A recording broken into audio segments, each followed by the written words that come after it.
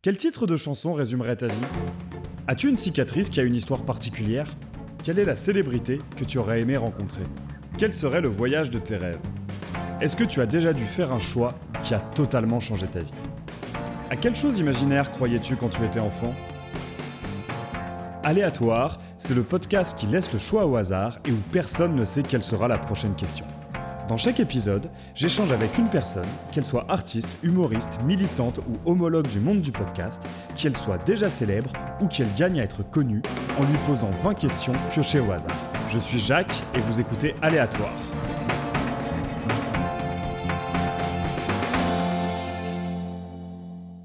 Bonjour à toutes et à tous, chers auditeurs et auditrices d'Aléatoire. Je suis très content de vous retrouver aujourd'hui. Oula, je suis un peu fort.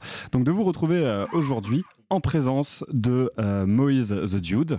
Oui, bonjour Moïse. Bonjour à tous. Alors pour celles et ceux qui ne te connaîtraient pas, on va dire que tu rejoins la collection de mes épisodes rap et plus précisément ma collection d'épisodes La Potion. Disons ça, ouais. Initié par ce bon Mugen et dans lequel on a ensuite pu retrouver Arnaud, Yurigi, Samir Ahmad en quelque sorte. Donc ouais. Moïse, très content déjà que tu aies accepté mon invitation à participer à Aléatoire et très content que tu m'accueilles chez toi dans la bibliothèque qui te sert de salon. Moi j'aime toujours ça de voir les livres, les CD et les vinyles. Ouais, c'est bien dit, ouais. Des gens chez qui je vais enregistrer. Donc t'es essentiellement avant tout rappeur. Ouais. Ça fait à peu près 20 ans que tu rappes maintenant. Oui, un truc comme ça, ouais. Alors t'as sorti plein de projets et entre ce que j'ai vu sur les plateformes d'écoute, donc en tout, celle que j'utilise, la française, et les interviews, j'ai eu du mal à faire le tri entre ce qui était des EP, ce qui était des albums.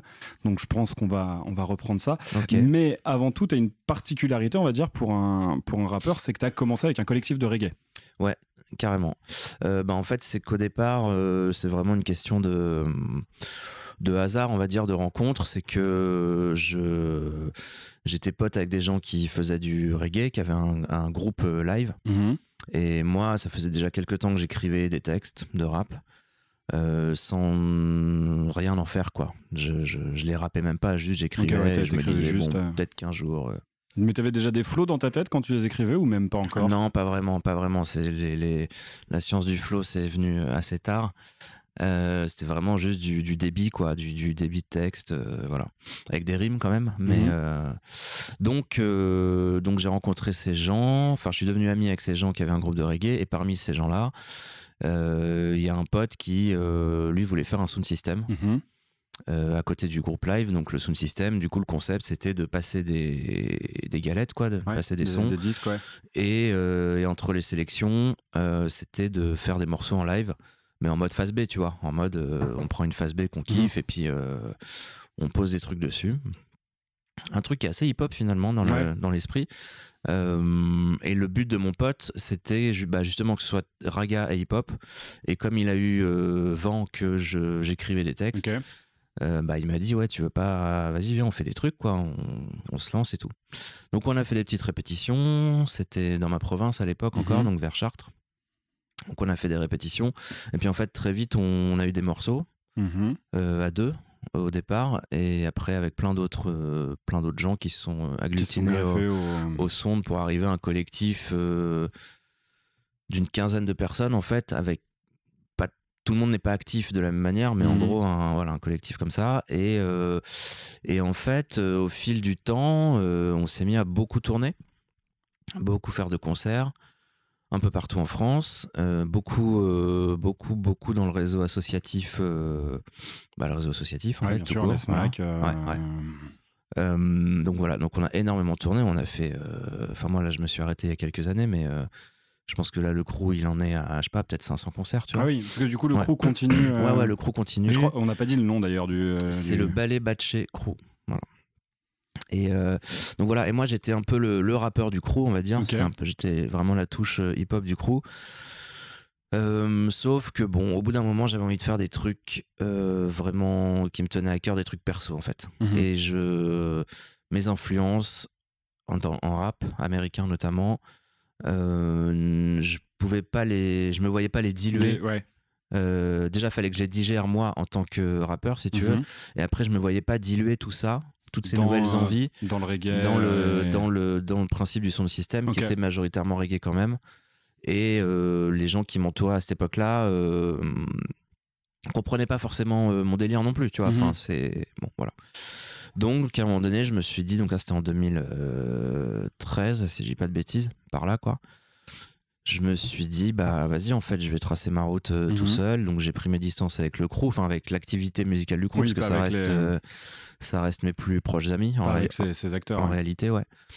Mais voilà, j'ai fait mes trucs dans mon coin. Donc j'ai commencé à rapper en solo, quoi, tout simplement. Et du coup, c'était quoi ces influences que tu voulais parce que donc j'ai vu quelques interviews où tu dis que tes premiers souvenirs de rap, ou du moins les premières choses qui t'ont marqué en rap, c'est donc MC Solar, Oxmo et IAM.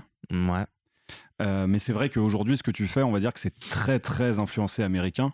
Et notamment, tu parles aussi dans ces interviews beaucoup du Texas et du rap sudiste, que finalement en France, on commence à connaître, ou du moins j'ai l'impression, parce que je fréquente des gens qui écoutent cette musique et qui me l'ont fait découvrir, mais qui, il y a 10-15 ans, étaient quand même très méconnus en France. Donc comment toi, t'es arrivé à découvrir cette scène du sud des États-Unis? Comment j'en suis venu à découvrir ça très précisément, je m'en rappelle plus, mais je pense que c'est un hasard de lecture de chroniques, d'aller chercher de l'info sur internet, et puis tu tombes sur un rappeur que t'aimes bien, et puis tu vas creuser, et puis tu commences à tirer toute la bobine, tu vois, en fait. Mais c'est vrai que à cette époque-là, clairement, c'était une musique de niche, quoi, je veux dire. On n'était pas nombreux à s'intéresser à ça. Et c'est vrai que mes potes de l'époque, les potes du Ballet Batché, ils comprenaient pas ce délire-là, tu vois. Même au niveau des sonorités, ils comprenaient pas, tu vois. Le côté lent, les charlets, les machins, les claps, la TR 808 et tout, ils captaient pas. Pour eux, pour un certain nombre d'entre eux, le rap, c'était le boom bap, en fait. Tu vois. Ok. Donc les samples de soul et de jazz. Avec un truc quand même, avec un message assez traditionnel, engagé, etc. Donc le côté bling-bling du rap sudiste, le côté festif, hédoniste, tout ça, ça les dépassait un peu. Et moi, ça m'énervait de pas réussir à les faire adhérer à ce truc-là, en fait. Ouais. C'est là aussi où, voilà, il y a eu un moment où je me suis dit, tant pis, quoi. Faut que je trace ma route, sinon je serais pas heureux, tu vois, artistiquement, quoi. Et donc voilà, les influences, c'est ça. C'est vrai que j'ai commencé par écouter du rap français, donc il y a très longtemps, et puis après je suis tombé dans le rap américain petit à petit. Bon, rap new-yorkais comme tout le monde, en premier, quoi, plus ou moins. Quoique j'ai toujours eu une grosse vibe sur le rap de Los Angeles. Ouais, la West Coast. Ouais. Tu vois, les Snoop, les Tupac et tout, c'est un truc qui m'a parlé assez vite et qui m'a vraiment beaucoup parlé. Je suis presque plus finalement un West dans l'âme qu'un gars du Texas, en fait, en réalité, tu vois. Si je devais choisir des albums... T'es plus plante verte que sirop violet. Ouais, finalement, ouais. Non, mais tu vois, si je devais choisir des albums pour partir sur une île déserte, tu vois, la question à la con, là, en fait, il y aurait le premier Snoop et le All Eyes on Me de Tupac, en fait.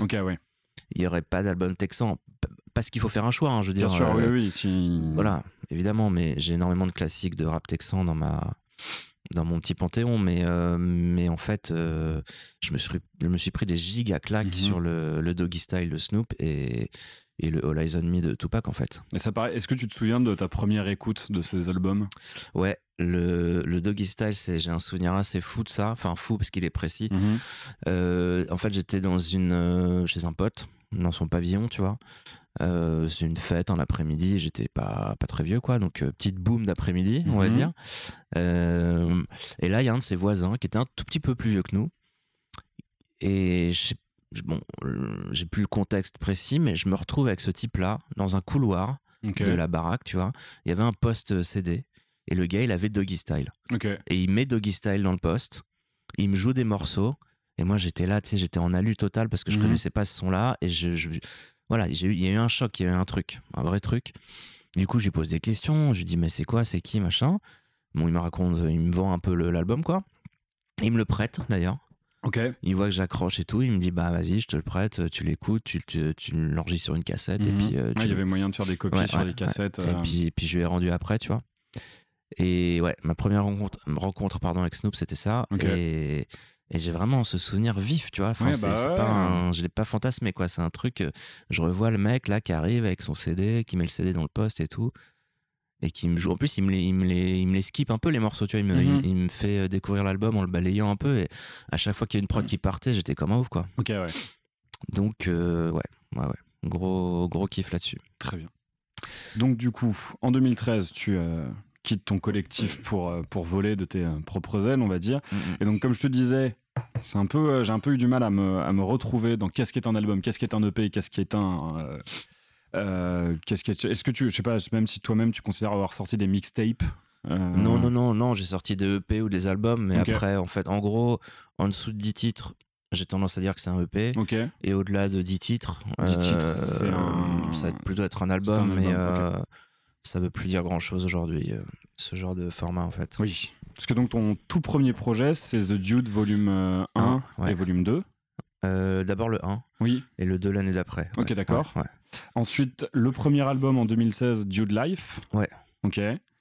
Et ensuite, alors c'est là que Deezer les mettait en album. Ouais, mais ça, Nonchalante c'est des Haine. problèmes de référencement indépendants de ma volonté. Ouais, Nonchalante Haine, en fait, c'est un EP qui au départ contenait 5 titres, mais quand je l'ai mis sur Bandcamp, il y avait 5 titres, et quand je l'ai mis sur les plateformes un peu plus tard, donc Ok. un peu en décalé, j'ai rajouté 2 morceaux. D'accord. Voilà. Mais ça reste un EP de 7 titres, du coup, sur les plateformes. Mais donc ça fonctionne comment sur les plateformes? C'est elle qui décide si c'est un EP ou un album en fonction du nombre d'albums ou en fonction de la durée? Ou Non, c'est toi qui coches une case Non, c'est moi qui coche une case, Ok. mais comme pour tous les artistes indés autoproduits, tu remplis tout toi-même. Mhm. Et le problème, c'est que t'es pas à l'abri qu'il y ait une erreur de remplissage, Oui. ou une erreur de la part du distributeur, en fait. Ok, d'accord. Ouais. Tu vois. Donc c'est pour ça que des fois, tu as des EP qui se retrouvent dans la catégorie single, etc. Et les plateformes elles-mêmes, dans leur mise en place, parce que c'est un truc monstrueux, hein, tous les jours, t'as des gens qui mettent des trucs sur les plateformes. Donc les plateformes elles-mêmes font des conneries, en fait, de temps en temps, dans le référencement, tu vois. Ok. Et le problème quand t'es indé, c'est que pour corriger ça, bah tu peux pas, en fait. T'as pas Soit de poids, soit tu te retournes vers ton distributeur et tu leur dis il y a une erreur et tout. Mais si tu t'en aperçois trop tard, ils feront rien, clairement. Ou alors ils te disent on envoyait un message à Apple, à Spotify et tout, mais derrière il se passe rien parce que tout le monde s'en branle, tu vois. Ouais. Les gros labels ont des contacts en direct, en fait, avec les plateformes. Oui, bien sûr. Donc c'est plus facile, quoi. Donc on disait Nonchalante Haine en 2007. Enfin oui, c'est ça. T'as eu un run d'à peu près un projet par an, fait, jusqu'à 2019. Ouais. Je crois qu'en 2020, t'as pas sorti de projet. En 2020, j'ai rien sorti. Il s'est passé un truc spécial en 2020 dans le monde? Bah non, j'avais juste envie de faire une pause qui a pas été très longue, du coup, mais parce que finalement j'ai rien sorti en 2020, mais c'est un temps que j'ai pris pour préparer quelque chose pour 2021, donc je me suis pas vraiment arrêté. Mais je te réponds au premier degré, mais en fait oui, bien sûr qu'il s'est passé un truc dans le monde. Qui nous aurait un peu ralenti, je sais pas. Non, mais en plus, en vrai, j'aurais pu sortir des trucs en 2020, mais j'avais aussi, indépendamment du Covid, j'avais envie d'en profiter pour faire une pause. Ouais. Envie de prendre du temps. Enfin, c'était une fausse pause, hein, parce que en fait, j'ai écrit, j'ai choisi des prods, etc. etc. Donc, ensuite, en 2021, du coup, effectivement, peu de temps après, t'as sorti Set Shit, donc qui est un double EP ou un album? Bah, les deux, en fait. C'est un double EP qui forme un album. Ouais. Et suite à la sortie, j'ai vu, suite à cette sortie, t'as dit dans plusieurs, du moins dans une interview, je crois pour l'ABCDR, ou pour Goutte, je sais pas si c'est pour Goutte Médisque ou pour l'ABCDR, je sais plus. J'ai lu les deux avant de venir, où t'annonçais que t'avais plus forcément envie de ressortir de longs projets et que t'aurais toujours cette passion du rap, cette passion de la musique, donc tu continueras à sortir des morceaux ou des petits projets de 3 morceaux. Et un an plus tard, tu sors Dakruna, qui est un EP de 8 morceaux. 5 morceaux. Ouais, il n'y a pas plus de morceaux sur... Non, 5 morceaux. Ouais. Ah, mince. 5 courts morceaux. 5, c'est vrai. Qui est un peu le dernier à être sorti, qui est sorti en fin 2022, c'est ça? En novembre. En novembre, ouais. Et alors du coup, j'imagine que sur tout ce run, ta façon de travailler a dû un peu évoluer, un peu écrire. Enfin, comment t'approches toi-même ta musique et ta façon de la créer, de la mettre en œuvre? Le gros changement, mais qui s'est opéré il y a déjà quelques années, c'est que je n'écris plus à vide. Ok. Donc en fait, je n'écris que avec des musiques qu'on m'envoie. Je ne prends plus de notes en fait. Tu vois, j'ai pas des rimes qui me viennent quand je me balade sans musique, sans rien. Je me dis je note puis ça me servira plus tard. Je fais plus ça, ou alors les rares fois où je le fais, en fait, les notes me servent pas plus tard. En fait, j'ai vraiment besoin d'écrire sur la musique. Ça, c'est quand même le gros changement. Ça doit faire 4-5 ans que je fais ça maintenant. Ce qui fait que si je fais pas l'effort de chercher des prods ou si on m'en envoie pas, en fait, il va rien se passer. D'accord. C'est comme ça, quoi. C'est vraiment la musique avant tout. Non, après, sinon, c'est à peu près la même manière de faire que depuis le début. Je prépare en amont, j'écris. Enfin, je choisis les prods, j'écris. Je trouve un créneau pour enregistrer. Et puis après, un mixage, mastering, et puis ça sort. Bien sûr, ouais. Peut-être la petite différence quand même, ces dernières années, enfin sur les derniers projets là, c'est que j'essaye de faire en sorte de tout enregistrer dans le même laps de temps. D'accord, ouais. C'est-à-dire qu'en gros, je me prends une semaine d'enregistrement et il faut que je boucle tous les morceaux tout ce que j'ai enregistré. Du projet.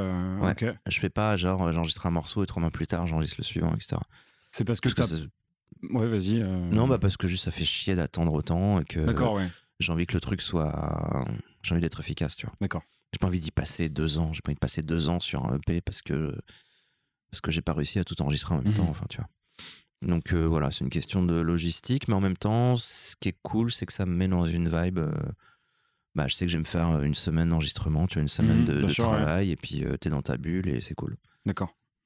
Et cette volonté, donc du coup, de ne plus écrire en amont ou de plus écrire à blanc, est-ce que ça vient d'une volonté de te focaliser sur la musicalité de la langue et de la musicalité de ton écriture, ou justement c'est un rejet, on va dire, du bon mot ou de la punchline? Je sais que tu peux être tu as été assez critique vis-à-vis de certains rappeurs qu'on érige comme des parangons de la punchline que tu trouves toi-même assez faibles.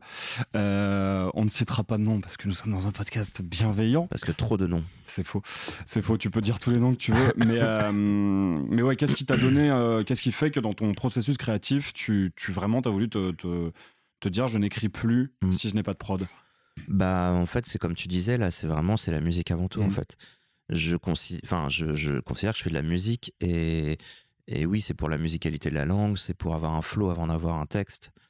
Alors qu'au début, puis même quand j'étais avec le collectif, donc il y a longtemps, on était vachement sur l'écrit. Tu vois, fallait tartiner du texte et tout, fallait envoyer du message, fallait dire des trucs. Là, j'ai toujours à cœur de dire des trucs, ce qui explique aussi mon aversion pour la punchline gratuite, on va dire. Je veux qu'il y ait du fond. Mais avant tout, c'est un morceau de musique. Ouais. Donc avant tout, il faut qu'il y ait une cohésion entre le texte, le flow, la prod. C'est un tout, tu vois. C'est une unité indivisible, en fait. Donc c'est pour ça que je suis arrivé à ce mode opératoire, pardon. Et ouais, en fait, le truc aussi, c'est que souvent, c'est la musique qui me donne les idées de ce que je vais raconter, tu vois.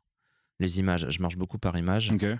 Donc c'est une musique, je vais écouter une musique, je vais fermer les yeux et la première question que je me pose quand j'écoute une prod, enfin si je sens que la prod me plaît un peu, la première question que je me pose c'est dans quelle image je me projette, tu vois, comme si c'était une musique de film en fait. Voilà, je prends chaque prod comme une forme de musique de film et je me dis qu'est-ce que ça m'inspire comme image vraiment, plus que comme image ou émotion, mais qui sont toujours liées à des images, tu vois. Parce qu'il y a des musiques les images que ça va me procurer, ça va être un peuple qui se rebelle, tu vois. Donc, du coup, je vais écrire un morceau un peu vénère, mais puis il y a d'autres musiques, ça va me procurer juste des images d'un mec qui marche dans la rue sous le soleil. Et, donc, du coup, tu fais un morceau de chill. Enfin voilà, non, mais bon, c'est un peu con, mais c'est comme ça que ça marche vraiment, quoi. Alors, un autre aspect de ta personne qui me semblait important à évoquer, c'était ton côté collectionneur. Et le fait que tu partages tes collections, vu que tu as 2 comptes Instagram, tu as les films du Dude où tu partages ta collection de DVD. Et d'ailleurs, le dernier post montre que tu es quelqu'un extrêmement bon goût, vu que c'est l'assassinat de Jesse James par le lâche Robert Ford, qui est mon film préféré, donc forcément cool. J'étais assez content. Et les disques du Dude, où tu donc partages ta collection de disques et de vinyles. Et je m'étais posé une question qui fait peut-être très chroniqueur, journaliste musical, et je dis pas forcément ça dans le bon sens, mais il y a aussi un côté très référencé dans ta musique. Et je me demandais s'il n'y avait pas une démarche en commun entre ce partage de tes collections et ce côté très référencé de ta musique, comme si c'était aussi un partage de collection de ce que tu as collectionné dans ta pensée, dans tes mémoires. Si, c'est lié, hein, clairement. C'est un tout, quoi. Ce que je raconte dans les morceaux, ce que je collectionne, ce dont j'ai envie de parler sur mes comptes Insta de collectionneur, du coup, c'est mon multiverse, en fait, tu vois. C'est pas un multivers, c'est mon univers, c'est la globalité de mon univers en fait. Tout ça va ensemble et voilà. En fait, tout simplement. Et alors pourquoi tu t'es dit un jour que tu allais te créer le premier qui est venu, c'est celui sur les disques, il me semble. Et ensuite, tu as créé les films du Dude assez récemment d'ailleurs, il y a quelques mois. En fait, je l'ai créé en même temps que les disques, le compte en lui-même, mais je l'ai alimenté que 3 ou 4 mois après en fait. Mais non, mais le but c'est juste de partager, c'est-à-dire que moi je prétends pas être critique, journaliste ou quoi que ce soit. Il y a des gens qui font ça mieux que moi, mais juste je possède de la culture en physique, parce qu'il y a vraiment l'aspect physique aussi qui compte. Et j'ai juste envie d'en parler, j'ai envie de partager. Et en fait, d'ailleurs, en général, les petits textes qui accompagnent les photos que je poste, je fais en sorte que ce soit pas comment dire, c'est pas une fiche Wikipédia, tu vois. J'essaye d'y mettre à chaque fois un rapport personnel à l'œuvre, tu vois, de toujours dire comment, enfin pas toujours, mais j'essaye de dire comment je suis tombé sur ce disque, comment j'ai appréhendé le film, etc. D'un point de vue vraiment personnel de spectateur, quoi. Plus que d'un point de vue critique, parce que j'ai pas cette prétention-là et que même ça m'intéresse pas en fait de faire de la vraie critique d'œuvre. C'est pas... Voilà. Donc c'est juste pour partager et j'essaye d'écrire des petits textes qui donnent aux gens envie d'écouter le truc ou de voir le film. Très bien. C'est tout. Il n'y a aucune autre ambition. Et alors, dernière facette de ta présentation, celle-ci beaucoup plus récente, c'est que, alors, en soi, ça fait ça fait très longtemps que tu es auteur en tant qu'auteur de tes textes de rap, mais plus récemment, tu t'es mis à écrire de la fiction. Alors, je sais pas si tu veux qu'on le dise. Si, on peut le dire. Enfin, c'est pas encore... J'ai pas encore une œuvre très conséquente à ce niveau-là, mais on peut en parler un peu. En fait, ce qui s'est passé, c'est que j'ai toujours aimé écrire. Mon activité d'auteur principale, c'est par le rap, quoi. Mais j'ai toujours eu envie d'écrire, donc écrire du roman, de la nouvelle, etc.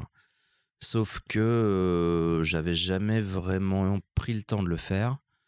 J'avais commencé beaucoup de choses. J'ai un disque dur rempli de débuts de trucs, tu vois, d'idées de romans et tout ça.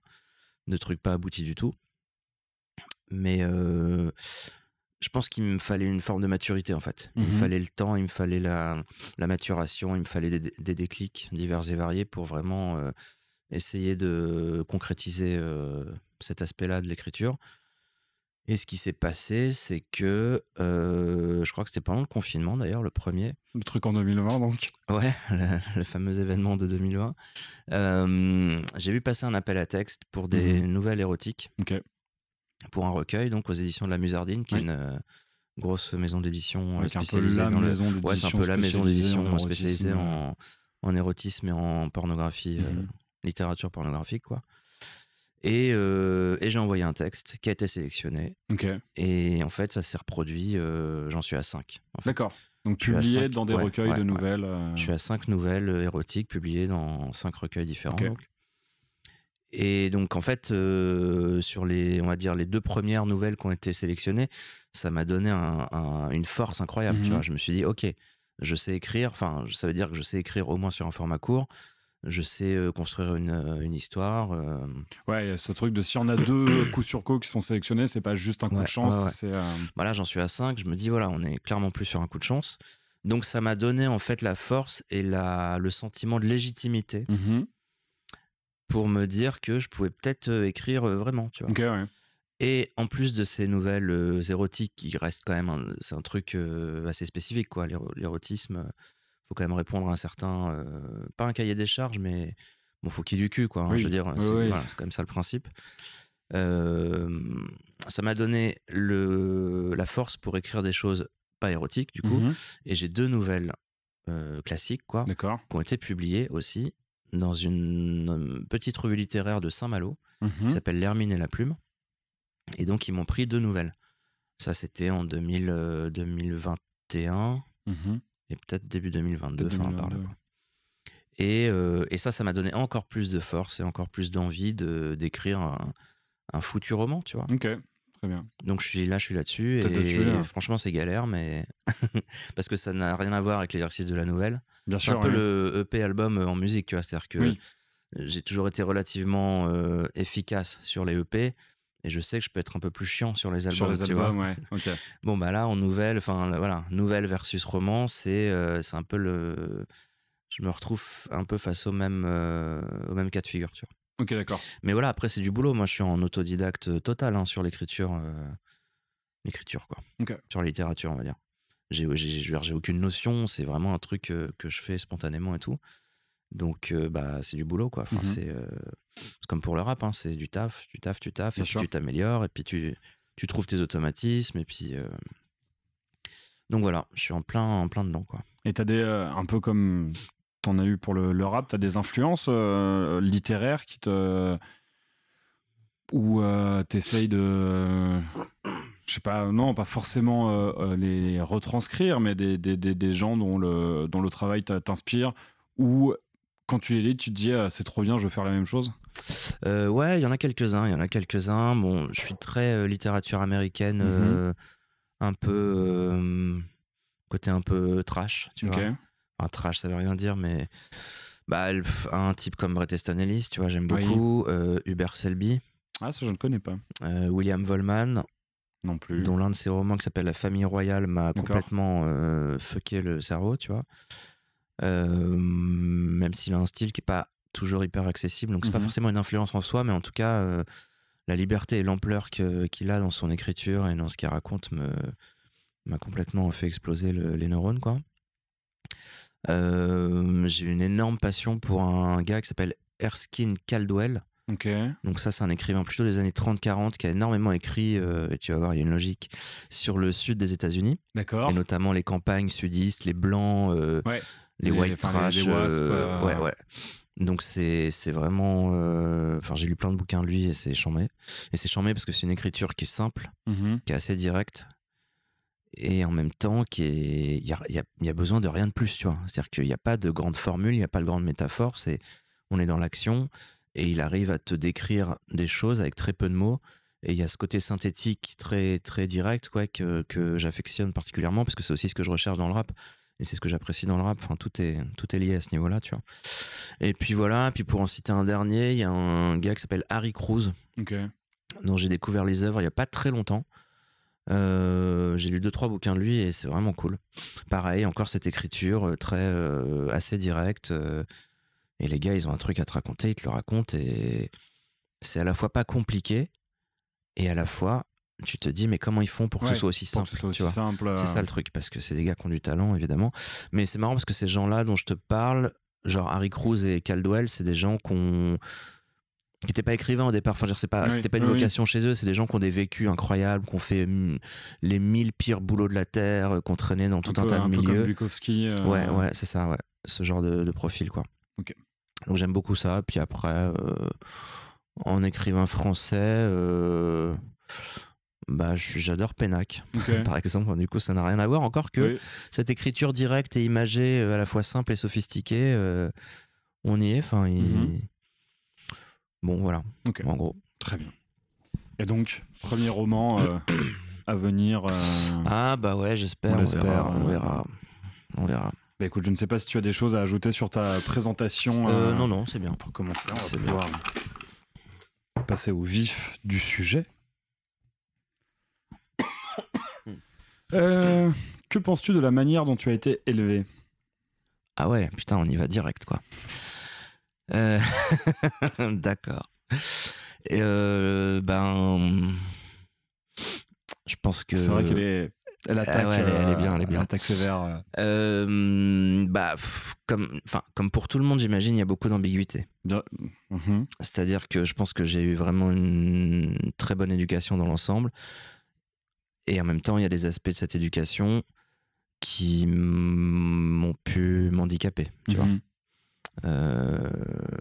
Des choses dont j'essaye encore de me détacher aujourd'hui, tu vois. Il y a toujours une part de ton éducation que tu déconstruis. Bien sûr. Pour t'en émanciper et trouver d'autres ressources en toi qui sont moins aliénées par ton éducation, justement. Mhm.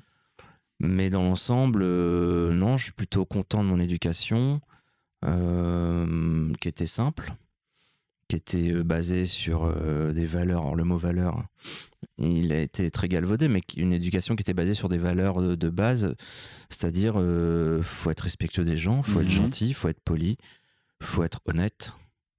C'est ça la base du truc, tu vois. Une éducation qui aussi rejette tout ce qui est injuste. Et une éducation qui était pas mal basée sur c'est encore une formule archi galvaudée, mais sur la valeur travail, en fait. Ok. Mais dans le sens où on m'a appris très tôt que on n'a rien sans rien et il faut bosser, tu vois. Enfin, faut bosser pour gagner de l'argent et si t'as de l'argent, après tu t'achètes ce que tu veux, très bien, mais avant ça, faut bosser, quoi. Et en fait, si tu veux, moi j'ai toujours mes parents ont toujours été hyper généreux avec moi, tu vois. J'ai eu tout ce que je voulais, mais ils m'ont aussi toujours fait comprendre que c'était pas gratuit, tu vois. C'était pas un truc qui te tombe dessus. Tu vois, quand j'arrivais à forcer ma mère à m'acheter une paire de Air Max hors de prix à l'époque, je me tapais des fois une petite leçon de morale de mon père derrière, qui me disait bah c'est bien gentil tes conneries de basket et tout, mais j'espère que quand tu seras adulte, t'auras de quoi te les payer, parce que tu verras que ça se fait pas comme ça, quoi. Et voilà, et du coup, c'est vrai que voilà, on m'a appris qu'il y avait une contrepartie à tout, tu vois. Donc ils étaient généreux, j'avais de l'argent de poche et tout, mais des petites tâches ménagères, des petits trucs, fallait que je fasse des petits trucs pour mériter, tu vois. Qui était pas, c'était rien de violent, hein, tu vois. Non, bien sûr. Mes parents sont hyper gentils, quoi. Juste pour me montrer que, voilà, tout se mérite. Ce qui fait que j'ai pas trop une mentalité de petit bourge aujourd'hui, je pense. Mais parce que j'ai vraiment été élevé dans ce truc-là, quoi. Puis ouais, donc à côté de ça, l'honnêteté, la gentillesse, le respect, l'absence de préjugés aussi vis-à-vis de quiconque, tu vois. Les gens sont des êtres humains, en fait, avant toute chose, et le reste, on s'en fout, quoi. Ok. Voilà. Mais alors, là, je vois rien dans tout ce que tu me dis qui nécessite d'être déconstruit. Ah ouais, non, oui, bien sûr. Après t'as peut-être pas envie de t'étaler. Non, mais oui, parce que ça, c'est les valeurs de base qui sont vraiment les choses les plus positives. Mais non, après, c'est sur un niveau plus personnel, les choses un peu plus compliquées, ambiguës, qui vont être liées à des notions de prise de risque.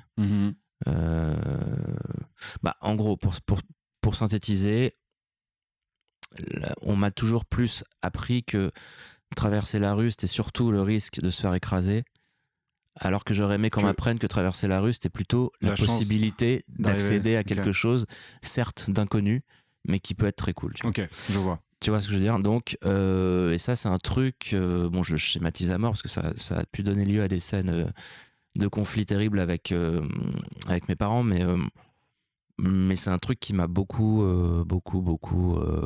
bloqué, en fait. Ouais. Ouais. C'est-à-dire comment dire, en fait, on m'a toujours, en quelque sorte, privé, enfin, c'est pas, je veux pas jeter la pierre à mes parents, mais on m'a toujours privé d'une forme d'insouciance, tu vois. Parce qu'il faut toujours penser à tout, penser au pire qui puisse arriver. Il faut d'ailleurs ne jamais manquer de rien, parce que c'est aussi un truc avec lequel j'ai grandi, tu vois. D'accord, de toujours avoir à bouffer et tout, et donc de faire en sorte de. Mais du coup, l'envers de ce truc-là, c'est que on m'a privé d'une forme d'insouciance et je le vois chez des gens qui, eux, ont cette forme d'insouciance, qui te permet de faire des choses sans réfléchir au lendemain, Oui. et qui, du coup, te libère et te permet d'accomplir vraiment beaucoup de choses, Ouais, tu des vois. choses, ouais. Là où moi, du coup, j'ai toujours du mal à prendre des grandes décisions. Mhm. Tu vois, je vais me prendre la tête des mois et des mois sur est-ce que je dois quitter mon boulot, est-ce que je dois pas quitter mon boulot, alors que t'as des gens, ils en auront le cul, ils quittent leur taf et bah les couilles, on verra ce qui se passe demain, c'est pas grave. Tu Il y vois. a un jour où leur patron leur parle mal, ils disent ouais, bon, bah Ouais, d'accord, c'est je me ça, tu tire. Et moi, on m'a tellement. En fait, on m'a élevé dans la prudence. Ok.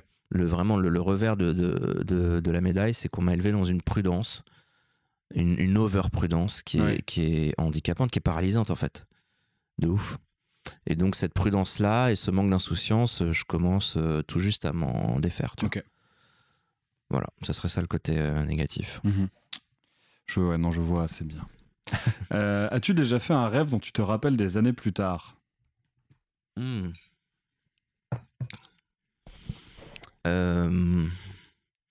C'est marrant parce que ça peut être quasiment en lien avec ce qu'on vient de se dire là. Mhm. Le premier truc qui me vient, je pense qu'il y en a d'autres, mais le premier rêve qui me vient, alors pour le coup il est très ancien parce que c'est quand j'étais vraiment enfant, et c'est un rêve que j'ai fait plusieurs fois étant enfant. Alors j'ai oublié plein de détails, mais en gros, le gros du rêve c'est que je longe un port, tu vois. Ok. Donc je suis avec mes parents, je longe un port, les bateaux, machin et tout, les bits d'amarrage et tout ça, et on longe ce port, on est à pied, on va pour tourner sur un pont qui passe au-dessus de l'eau, quoi. Mhm. Et au moment, donc systématiquement à chaque fois que je faisais ce rêve, au moment de tourner sur le pont, mes parents, eux, ils arrivent à tourner, tu vois. Et moi, je tombe à l'eau. C'est comme dans un jeu vidéo, tu vois. Au lieu de pouvoir prendre ton virage, genre t'es dans Mario Kart, tu vois. Et tu peux pas prendre ton virage, quoi. Tu finis dans le décor, tu vois. Et j'ai fait ce rêve plusieurs fois. Et à chaque fois, je me réveille paniqué, en larmes et tout, parce que je suis tombé dans l'eau. Enfin, c'est la mort, hein, clairement. Pas de... Quand je tombe dans l'eau de ce port, dans le rêve, il se passe rien derrière, tu vois. C'est un néant, il y a un néant, et je tombe dans ce néant noir. C'est pas de l'eau, du coup, c'est un truc. Tout en étant tous les trois dans le même véhicule?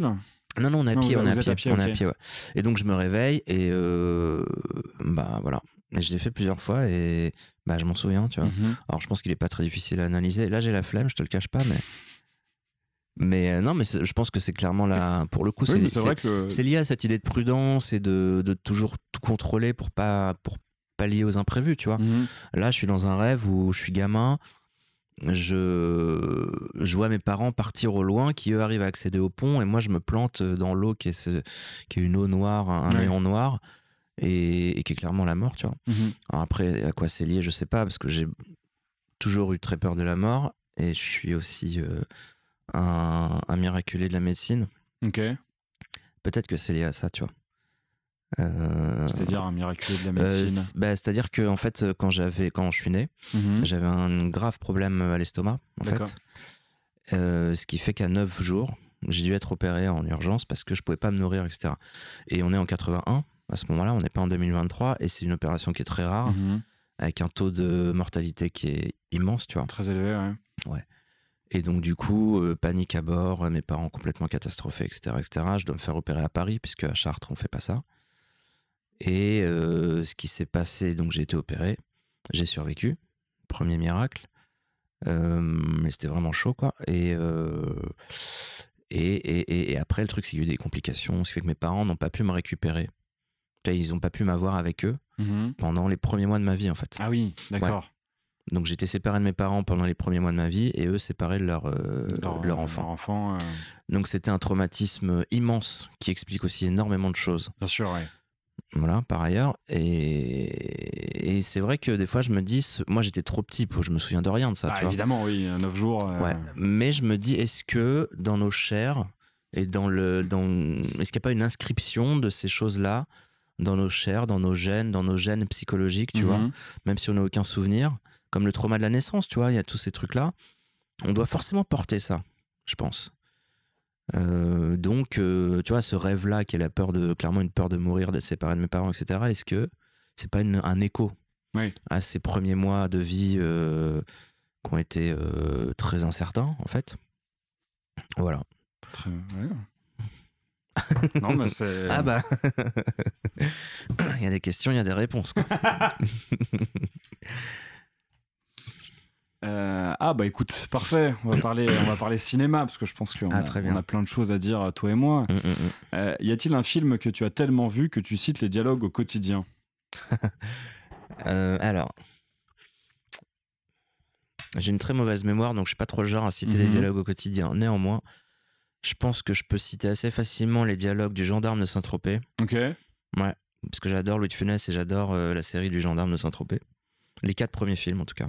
Les 2 derniers, on fait comme s'ils n'existaient pas. Il y en a eu 6. Ouais, il y en a eu 6. Il y a eu le gendarme. Le gendarme se marie, le gendarme en balade. Le gendarme non. et les gendarmettes. Et le gendarme à New York. C'est les 4 meilleurs. Alors donc, le gendarme se marie. Attends, non, je crois que c'est New York avant. Le gendarme à New York, le gendarme se marie et le gendarme en balade. Ok, gendarme en balade. Et les 2 derniers, c'est le gendarme et les gendarmettes et les extraterrestres. Qui c'est vraiment, ça c'est des purges, c'est atroce. D'accord, j'en ai vu. Je crois que j'ai juste vu le gendarme et le gendarme à New York. Ah non, et si j'ai vu le gendarme se marie parce que je me souviens avec ma mère, à un moment, on aimait bien la réplique je le tue, je me tue et je demande le divorce, qui est dans le gendarme se marie. Donc voilà, voilà, parce que mais c'est juste que je les ai vus 1 milliard de fois et que voilà, tu les connais par cœur au bout d'un moment, quoi. Et sinon, il y a un film dont je pourrais utiliser les répliques au quotidien quand même, c'est vrai. C'est Le Poulpe de Guillaume Niclou avec Jean-Pierre Daroussin. Ok. Parce qu'il y a plein de répliques courtes, assez punchy, tu vois. D'accord. Et qui sont drôles la plupart du temps dans le contexte du film en tout cas. C'est un excellent film que je recommande, qui est peut-être le meilleur on va dire quoi, non, c'est pas le meilleur polar français parce que dans les années 50-60 t'as des trucs de fou. Il y a eu quand même 2-3 pépites. Ouais, non, mais c'est je sais pas comment le définir, mais c'est un putain de film hyper cool. Un Daroussin qui est badass comme jamais. C'est-à-dire qu'on l'a vu qu'une fois dans ce registre-là, malheureusement, et le gars il est juste stratosphérique dans le genre, ouais. Et le film est vraiment cool. Ok.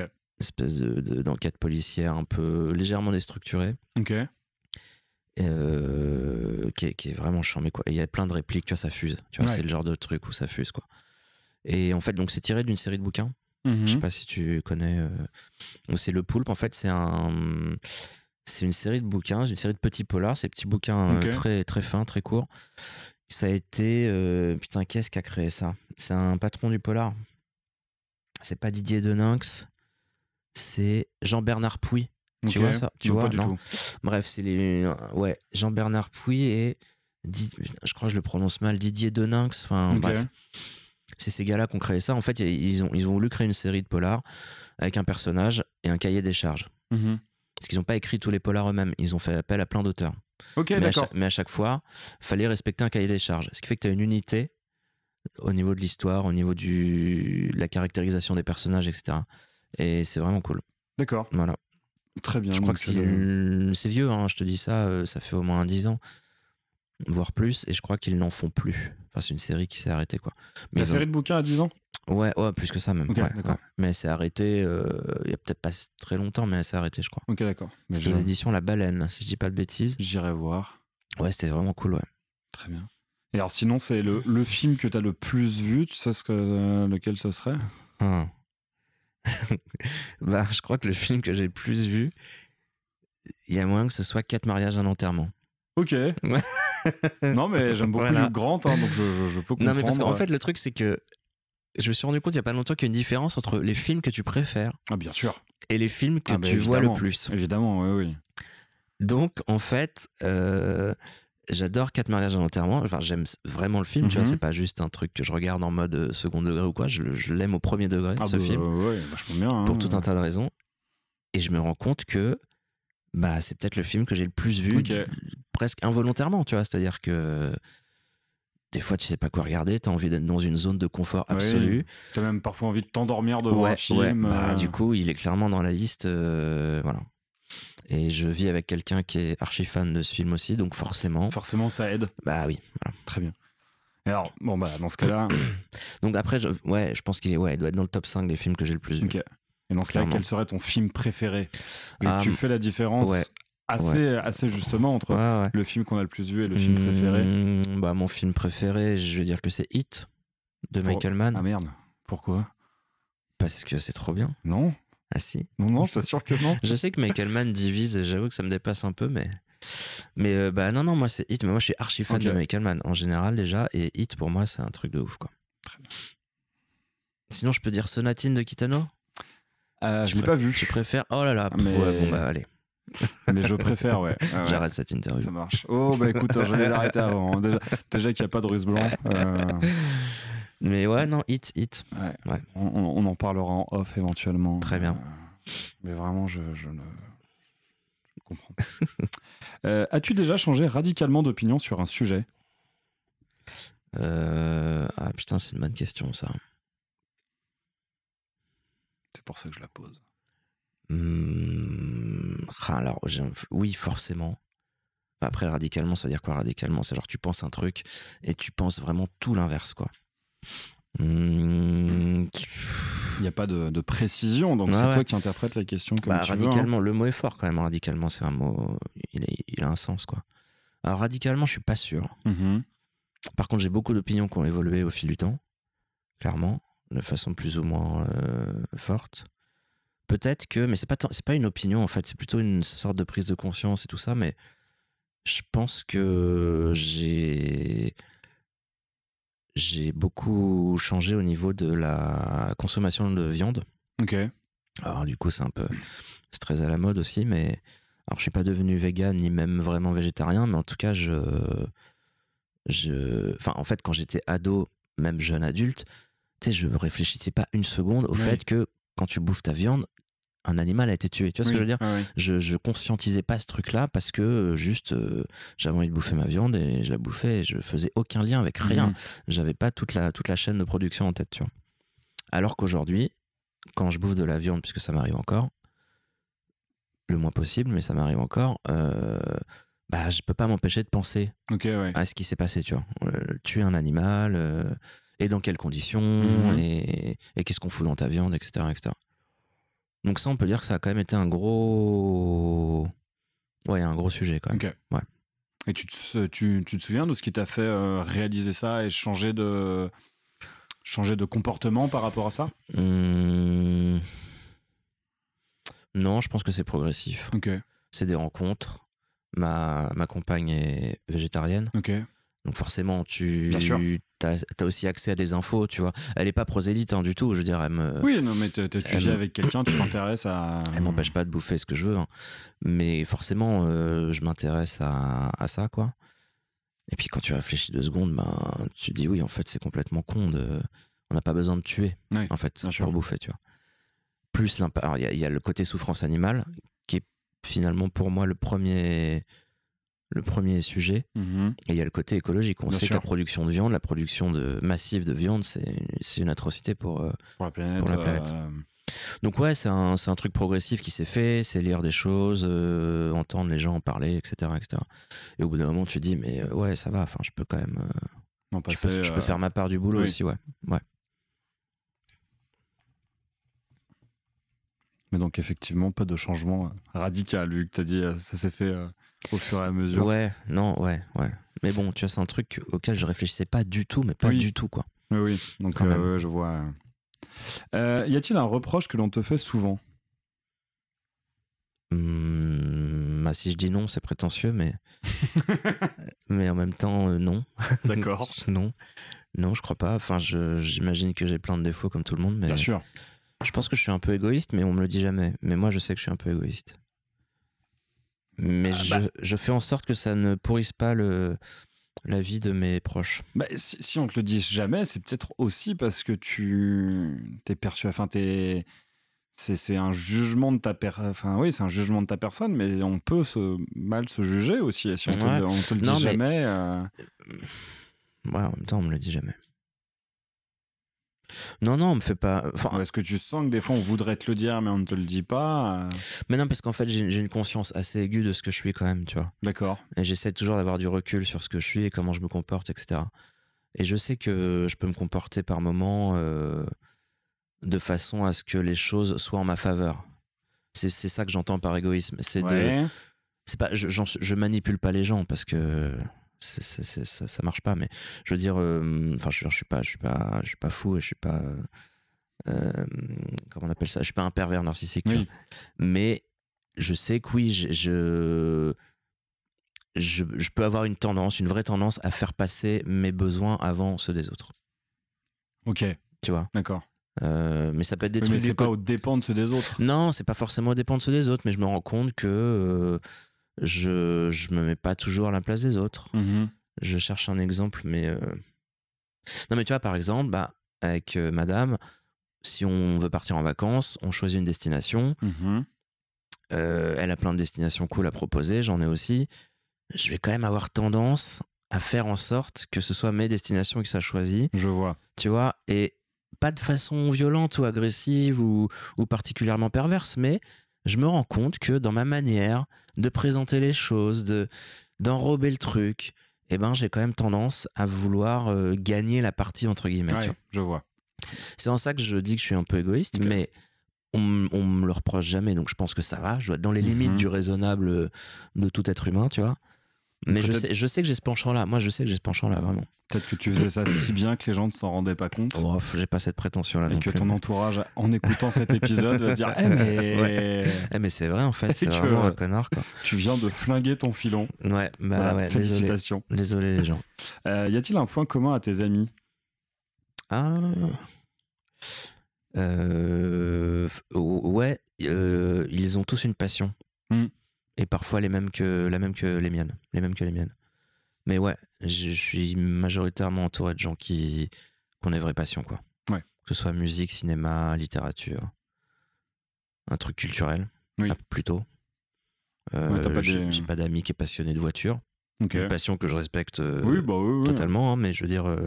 T'as pas de crypto bro dans ton non, entourage? non, j'ai beaucoup de gens qui ont un truc artistique, tu vois. Ouais. Qui ont une fibre artistique ou une passion artistique. Ouais, mais je crois que Mugen m'avait dit peu ou prou la même chose. On Mhm. l'attend d'ailleurs. On J'allais l'attend. dire on l'embrasse, mais non, on l'attend vu que tu as dit qu'il passerait peut-être. Ah bah il est devant, attends, je vais lui ouvrir. Ah bah écoute. Alors, on est reparti, le Mugen vient de nous rejoindre. Y a-t-il un changement physique, donc une coupe, une coloration ou un tatouage que tu n'as jamais osé faire? Bah tatouage, parce que j'en ai pas. Ok. Mais ça te fait envie? J'ai eu très envie il y a 7 ans. Mhm. Vraiment, j'étais chaud, tu vois. Je commençais à bien réfléchir à ce que je voulais et tout. Et j'avais même trouvé mon tatoueur. C'est-à-dire que Ok. si un jour je me fais tatouer, je sais par qui je me ferai tatouer. Ok. Parce que j'ai des goûts assez précis en tatouage. Et je l'ai pas fait. Et je pense que je le ferai pas. Ok. Parce que ça m'a passé. Et que si ça m'a passé, c'est que je le ferai pas. Enfin, je le D'accord. ferai jamais, tu vois. Et après, je veux dire un truc un peu snobinard, mais il y a tellement de gens tatoués là. Franchement, Ouais, je suis assez d'accord, hein. j'ai l'impression d'être plus unique, non tatoué que tatoué. Tu vois ce que je veux dire? Et il y a tellement de gens qui se tatouent des trucs moches, tellement de gens. Pour moi, le tatouage, ça a toujours été associé à un certain lifestyle aussi, tu vois. Oui. Ce qui est con, hein, parce que je veux dire, vu que n'importe qui est tatoué, ça veut rien dire. Mais... Bah oui, c'est plus le cas. Mais ouais, il y avait un peu cette idée de misfit, des accès laissés pour compte. Et ce qui me faisait vachement hésiter au moment où je voulais me faire tatouer, donc, j'arrêtais pas de me dire, mais est-ce que tu vas l'assumer ton tatouage, tu vois? Ouais. Est-ce que tu es suffisamment badass pour être tatoué, tu vois? En vrai, c'est ça que je me disais. Et bah, faut croire que je suis pas suffisamment badass pour être tatoué, tu vois. Mais bref, non, puis voilà, ça m'a passé, c'est pas. Et c'était quoi comme. Alors peut-être pas dans des. Très précisément, mais comme style de tatouage, où tu dis que t'as des goûts assez pointus. Enfin, pointu, non, assez, mais précis, quoi. Précis, pardon. Bah, moi, je suis à fond old school. Ok, mais vraiment, d'accord. tu sais, le bon vieux tatouage de marin, la pin-up, Ouais, les trucs comme ça. Tu vois. Le American old school. Ouais. Ok. Donc, ça aurait été un truc dans ce genre-là. Un crâne. D'accord. Parce que j'adore les crânes, les vanités, en tout Ouais. genre. Donc. Et bah, comme on peut voir sur la pochette d'Akruna, Ouais. qui est un seau de popcorn, c'est bien ça? Ouais, un seau Rempli de pop skull. De popskull. Ou de skullcorn plutôt. Mais ouais, ça aurait, il y aurait eu du crâne, il y aurait eu du bateau au loin avec du coucher de soleil pastel, enfin tu vois, un truc. T'es branché pirate aussi. Ouais, grave. Ouais. Bon, c'est un imaginaire d'enfant en vrai, hein, tu vois. Oui. Voilà quoi. Mais c'est un imaginaire qui m'a pas quitté en fait. Mm-hmm. Ça me fait toujours triper quoi, ce truc de pirate, les palmiers. Les plages, bah ouais, les bateaux. Ouais. Alors, es-tu rancunier? Oui. Ok, Voilà. très bien. Ouais, je suis assez rancunier. Ouais. Mais alors, tu. Bon, à la hauteur du préjudice ressenti, parce que Ok. c'est toujours ressenti, tu vois. C'est toujours subjectif. Bien sûr. Mais ouais, je peux être assez rancunier. Après, c'est pas une rancune où je vais aller pourrir la vie d'un gars parce qu'il me. C'est ça, c'est ce Mais que j'ai. juste, il peut y avoir un. Il peut se passer un truc où mon approche d'une personne sera plus jamais la même, tu vois. Oui. Oui, mais tu conserves. Enfin, tu conserves une rancune, mais tu ne prépares pas ta vengeance. Non, je prépare pas ma vengeance parce que après, ça mène à rien. Après, faut se faire tatouer, tu vois. Mais tu vois. Mais Et un de plus. ouais, voilà, c'est ça. Mais non, je suis assez rancunier, ouais. Ok. Ouais. Et j'oublie pas, tu vois, c'est ça le truc. Ni oubli, ni pardon. Ouais, je suis un peu dans ce truc-là. Dans 40 ans, qu'est-ce qui te ferait dire que tu as réussi ta vie? Oula, bah dans 40 ans, je sais pas si je serai encore là déjà. Mais il y a moyen. Qu'est-ce qui. Pas grand-chose. Enfin, la notion de réussir sa vie est pas une notion qui me. Bien sûr. Qui me touche particulièrement. Enfin, c'est hyper dur à définir et ça veut pas dire grand-chose. Mais je sais pas, réussir sa vie, c'est réussir à pas avoir été trop malheureux, Oui. même si on maîtrise pas tout sur ce paramètre-là. Mais donc si dans 40 ans, je me dis, bon, finalement, là, si je regarde dans le rétro et je me dis, bon, ma vie était pas si mal, elle était quand même globalement assez cool, ben, j'aurais réussi ma vie, tu vois. Ok. Après, il y a des aspects plus concrets, genre la musique, etc. Je veux dire, faut être lucide, je vais pas remplir un Olympia demain, donc, et dans 40 ans non plus, donc je regarderai dans le rétro et je me dirais, bon, j'ai pas percé, j'aurais aimé percer, j'ai pas percé, donc j'ai pas réussi, mais en même temps, est-ce que ça va me donner envie de chialer? Non. Ok. Oui, c'est pas un truc que C'est tu cherches à tout prix avec la musique. Si ça me tombe dessus, je le prends, hein, clairement. Oui, mais hein, si tu ça vois, te tombe dessus, je vais quoi, pas être c'est- hypocrite, quoi. Mais le chercher, même quand on le cherche, je suis pas sûr qu'on le trouve non plus. Donc c'est un mélange quand même de hasard et bien sûr. de taf, tu vois. Oui, mais il y a des gens qui peuvent penser qu'il y a des formules ou qu'il y a des moyens de réussir ou qu'il y a qu'il faut faire plutôt des Ouais, je crois pas tel trop ou à tel je style. crois pas trop à ça non Ouais. plus. Et puis je pense que là c'est un peu tard aussi. Sur la musique spécifiquement, par exemple. C'est pour ça que j'essaye aussi d'aller le plus loin possible dans d'autres domaines, notamment l'écriture de romans et tout. Ouais. Okay. Je pense que au niveau timing, c'est plus souple. Oui, bien sûr. Quand même. C'est vrai que surtout le rap est quand même une musique qui pas forcément, enfin n'est pas nécessairement, mais qui a un lien avec l'aspect juvénile et un côté un peu. Ouais, je sais pas si. Enfin, oui et non, mais vraiment l'idée de ce qui est réussir dans la musique, si tu veux, je pense que ça doit quand même se faire assez tôt entre guillemets. Après, je ferai peut-être encore du rap à 70 ans et ce sera très bien. Et Jay-Z et rap, il a je sais pas quel âge et tout ça. Enfin, Jay-Z même, il y a plus vieux que ça en plus. Hein. Oui, il est toujours Jay-Z, mais oui. T'as des gars, même KRS-One, il peut encore te lâcher un couplet de feu. Et voilà. Mais ça, c'est deux trucs différents. Réussir et continuer une activité musicale. Voilà. Ouais. Tu te réveilles après 100 ans de cryogénie. Quelle est la première question que tu poses? Il est mort, Jean-Marie Le Pen? Oui, c'est vrai qu'on peut se poser la question. Il tient. Ouais, il tient. Ouais. On a eu un petit espoir ce week-end. Ouais, petit. Hein. Non, je sais pas. Quelle question je me pose? C'est une bonne question, ça, du coup. Tu poses, hein, c'est plus. Non, mais ouais, à quoi tu. Ouais. Je sais pas. Je pense qu'il y aurait tellement d'informations qui me tomberaient dessus que aussi bien j'aurais pas le temps de me poser beaucoup de questions et j'absorberais tout d'un coup en me disant qui est devenu le monde et ouais. Donc restons sur Jean-Marie Le Pen. Oui, voilà. On peut élargir à elle en est où la famille Le Pen? Ouais, putain. Ouais.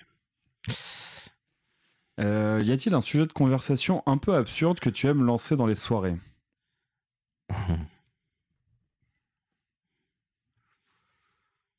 Non, pas vraiment. D'accord. Non. suis pas vraiment le genre de gars qui lance les sujets de conversation dans les soirées, je pense. Ouais. Je les prends en cours et puis je me débrouille avec Ok. ce qui se dit, mais je suis plus observateur qu'acteur en général. Bon, ça dépend du moment, mais globalement, quoi. Ouais. Puis bon, tu t'avances que Hit est un bon film, c'est déjà pas mal en termes d'absurdité. Ouais, voilà. Ouais, je peux faire ça, ouais.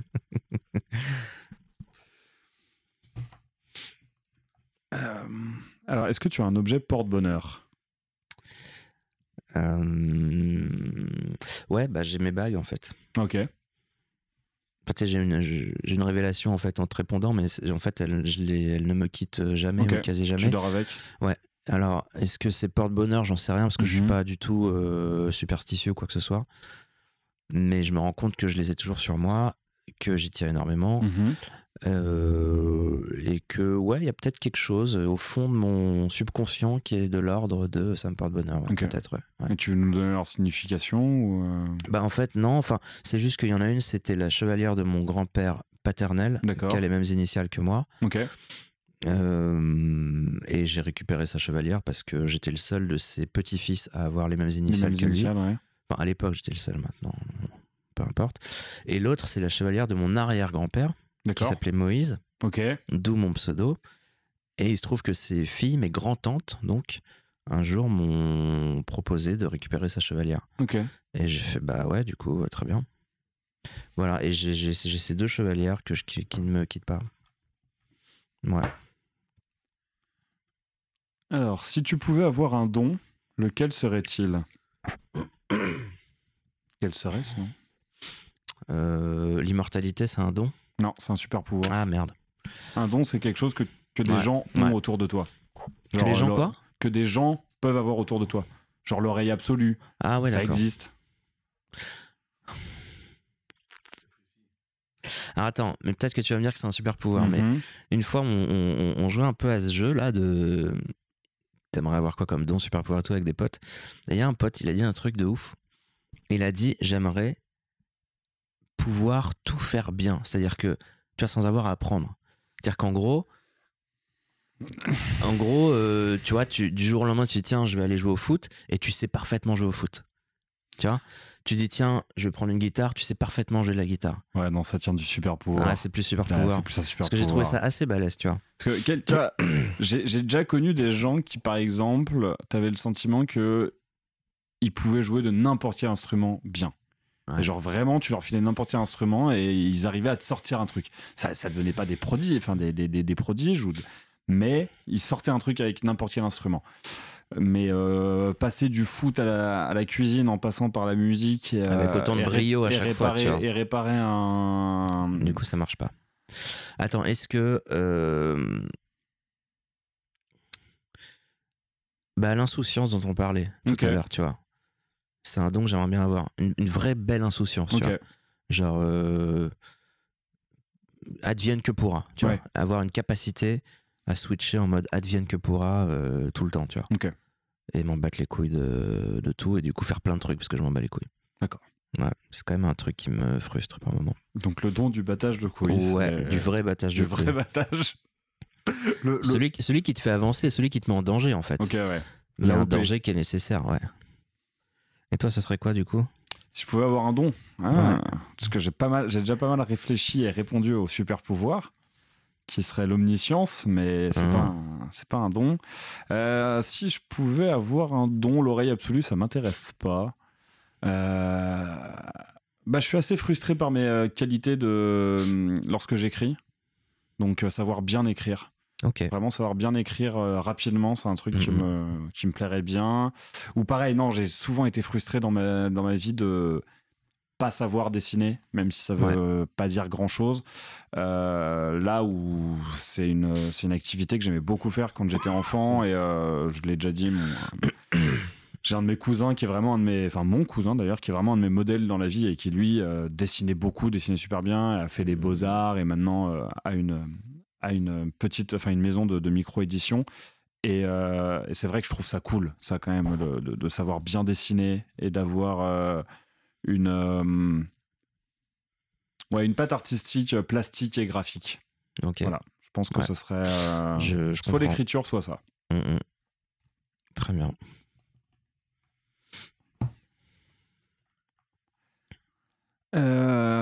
As-tu déjà eu l'impression qu'on s'intéressait à toi pour de mauvaises raisons?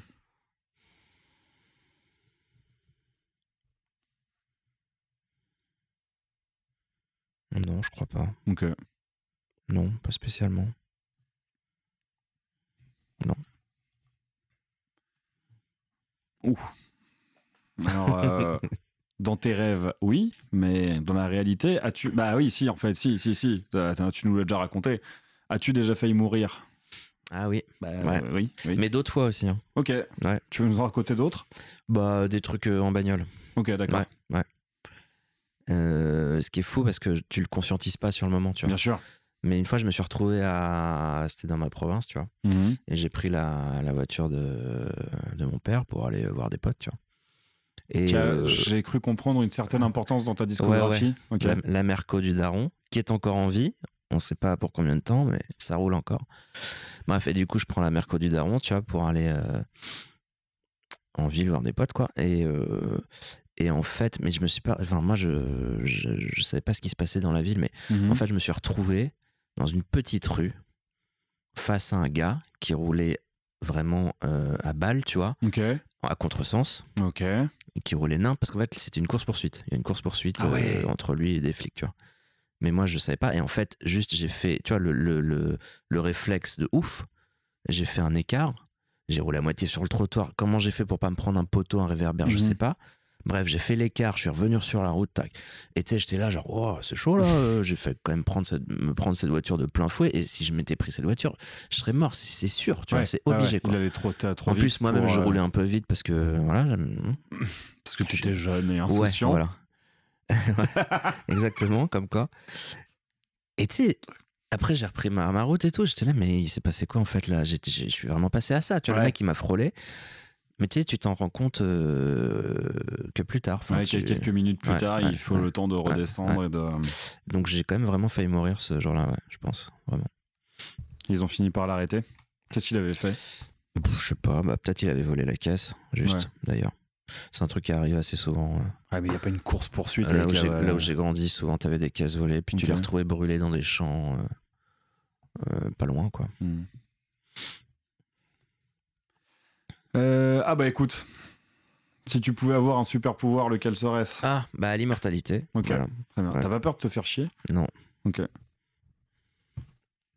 Non, mais c'est marrant parce que tout le monde dit ça. Ah ouais, mais non, mais c'est chiant au bout d'un moment. Mais non, c'est mon plus grand rêve en fait. Ah ouais. Ah, je suis prêt à donner ma collection de vinyles pour. Ok. Rends-toi compte. Ouais. Mais du coup, t'écouterais quoi?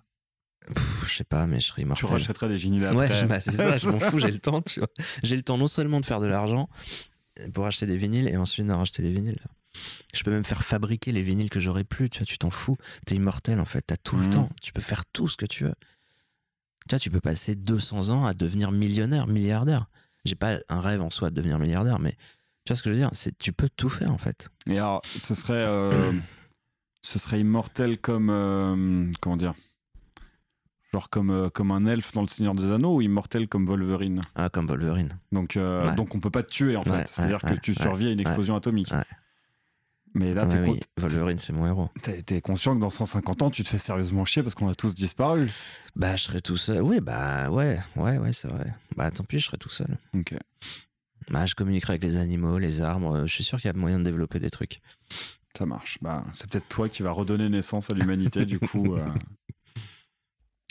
Et peut-être que justement, une fois que l'apocalypse sera arrivé, que tu seras immortel et que tu sauras pas quoi foutre, on va commencer à réfléchir à ça, parce que tu te poseras peut-être cette question.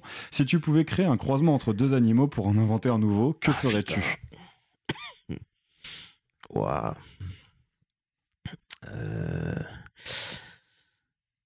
Je croiserais des lapins et des loups pour faire des lapins-loups. D'accord. Voilà.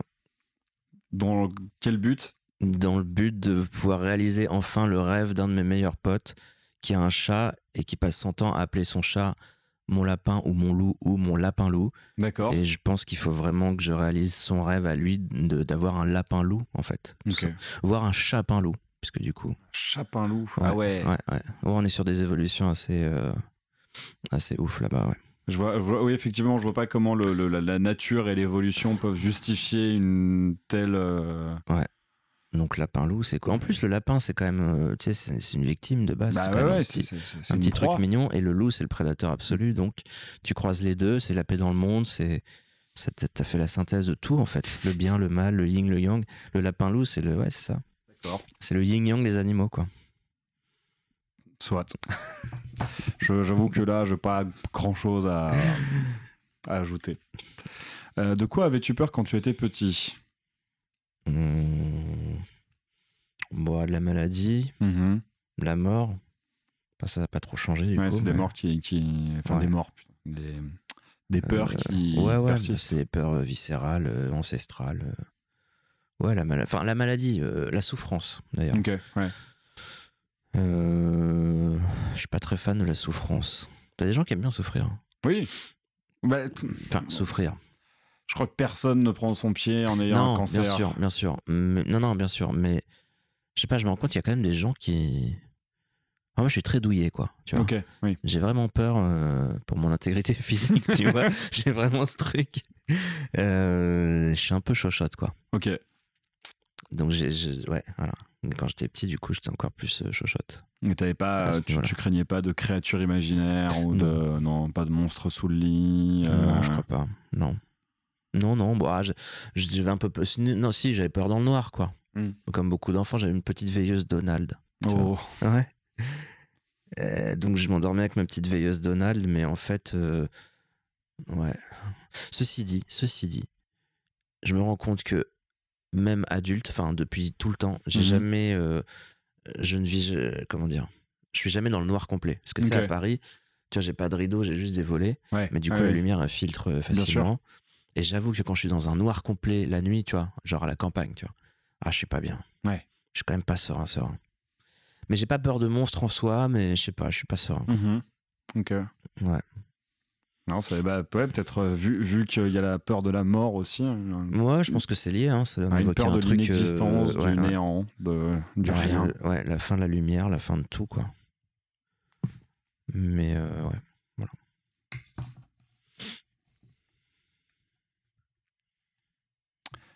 Quel est le pire cadeau qu'on t'ait jamais fait? C'est l'avant-dernière que je tire. Ah ouais. Bah, je sais pas. Le pire cadeau qu'on m'ait jamais fait, bah, j'ai pas d'exemple précis, mais juste un truc inutile, tu vois. Ouais. Tu sais, les cadeaux que tu fais parce qu'il faut faire un cadeau. Oui. Donc, du coup, tu te retrouves avec un jeu de tasses en plastique. Tu te retrouves avec des sous-bocs absurdes. Ou avec un jeu genre 700 questions pour l'apéro. Et tu te dis, la personne a été acheter ce truc-là. Elle l'a emballé, elle te le file à Noël, machin, et t'en as rien à foutre. C'est un gâchis pour la planète, c'est un gâchis pour son budget. Ouais. Moi, le truc, je vais le jeter, je vais le revendre, peu importe. Donc, enfin, je veux dire, c'est pas atroce comme moment à vivre, tu vois. Mais oui, je veux dire, mais bien c'est sûr. nul, tu vois. Sinon, moi, j'aime bien faire des cadeaux aux gens.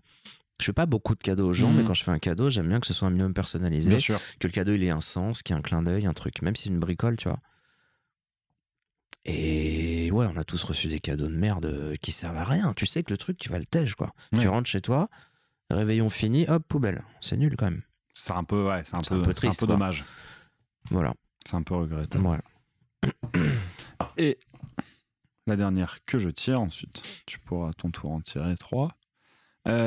Penses-tu être quelqu'un de bien? C'est bien ça pour conclure. Ah ouais, putain la vache. On a commencé avec une grosse question, on termine avec une grosse question. Bah franchement, ouais. Ok. Bah je sais pas, enfin on en a parlé déjà, je suis pas parfait, mais ouais, je pense que je suis quelqu'un de bien, ouais. Écoute, j'essaie de pas faire du mal aux autres. J'essaie de pas faire subir aux autres ce que j'aurais pas envie de subir. J'essaie d'être relativement honnête dans mes rapports avec les gens, même si je suis pas un bisounours, je veux dire, il y a toujours une part de... Pas d'hypocrisie, mais je veux dire, tu t'arranges avec les gens, sûr, oui. Tu prends chez eux ce que tu as envie de prendre, etc. Puis des fois, tu es obligé de filouter un peu, je veux dire, même que ce soit dans le cadre notamment du boulot. Ou, oui, tu vois, tu peux pas être pote avec tout le monde, mais je veux dire, j'ai jamais vraiment fait souffrir des gens, tu vois. Enfin, si, ça m'est arrivé de faire souffrir. Mais... tu n'as pas pris de plaisir? Non, j'ai pas pris de plaisir, enfin, j'étais même hyper mal et tout, tu vois. Donc ouais, je pense que ça va. Puis tu vois, j'essaie de faire attention à mon environnement. J'essaye de réfléchir à plein de trucs en fait pour me dire qu'est-ce que je peux faire de mieux pour être meilleur en fait. Alors je dis c'est hyper prétentieux dit comme ça, mais parce que des fois je réfléchis, je me dis je pourrais faire ça et je serais quelqu'un de meilleur et je le fais pas parce que ça me fait chier. Bon voilà. Mais j'essaye au moins d'y réfléchir. Je reste pas sur des certitudes, sur vas-y, casse les couilles, faut arrêter de manger de la viande, ça me casse les couilles, je veux mon entrecôte, basta, tu vois. Tu me dis un truc, j'y réfléchis, je pèse le pour et le contre, et j'essaie d'évoluer, tu vois. Faut toujours essayer d'évoluer un peu. Oui. Donc en ça, je pense que je suis quelqu'un de bien, oui, on va dire. Ouais. Ça me semble bien pour conclure. Voilà. Mais écoute, tu peux à ton tour en piocher 3. Allez. Si tu le souhaites. Alors, attends, 3 que je te pose à toi ? Oui. Ouais. À quelle époque aurais-tu aimé vivre ? Ça, c'est pas facile. Alors, je rigole parce que c'est un peu la question totem du podcast. Elle tombe souvent et puis elle faisait partie du premier générique. En soi, la réponse, la vraie réponse, c'est en vrai, on n'est pas si mal aujourd'hui. Ouais. Parce que même malgré la menace du climat et tout, mais ne serait-ce qu'au niveau de la médecine, on est quand même mieux aujourd'hui. Ouais. Ne serait qu'en termes d'égalité, on est quand même un peu mieux aujourd'hui, que ce soit pour les personnes LGBTIA+, les personnes racisées, les femmes, même s'il y reste énormément de choses à faire et que on peut se rendre compte d'un certain recul dans certains pays constitués d'une 50aine d'États. Mais quand même, bon, aujourd'hui on n'est pas si bien. Et après, si je vais vraiment choisir, je choisirais le Paris de la Belle Époque, genre entre 1914-15 et 1938. Je trouve que c'est une époque, c'est une période qui a l'air. C'est un choix esthétique facile. Du coup. En fait. Oui, c'est très esthétique comme choix parce que je trouve que Paris à l'époque avait l'air d'être. Non, et puis il avait l'air d'avoir une ambiance assez folle quand même. Ouais. Les teufs, les cabarets, tout ça. En plus, on n'est pas très loin de là où tu es. Enfin, là où tu es, on n'est pas très loin de là où tout se passait, qui est globalement Pigalle et tout. Ouais. Donc, je pense que ce serait le. C'est très bien. Toi, t'as une époque où tu aurais aimé vivre. Très spontanément et un peu bêtement, je dirais les années 70-80. Mm-hmm. Mais pour le coup, c'est aussi un choix esthétique. Alors en France, a priori, en France ou aux États-Unis, je sais pas trop. Ou en Angleterre, remarque, putain, ça devait être charmé l'Angleterre à ce moment-là. Ouais, 70-80 ? Culturellement, tu vois, la musique et tout. Tu te manges Thatcher ?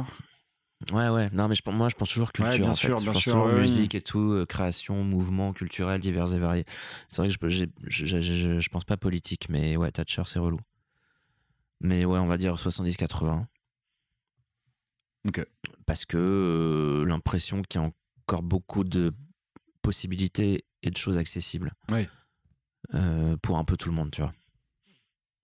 Voilà. Ok. Mais c'est sûrement une idée un peu biaisée, mais. Non, mais. Je suis un peu dans ce truc-là, quoi. Fait...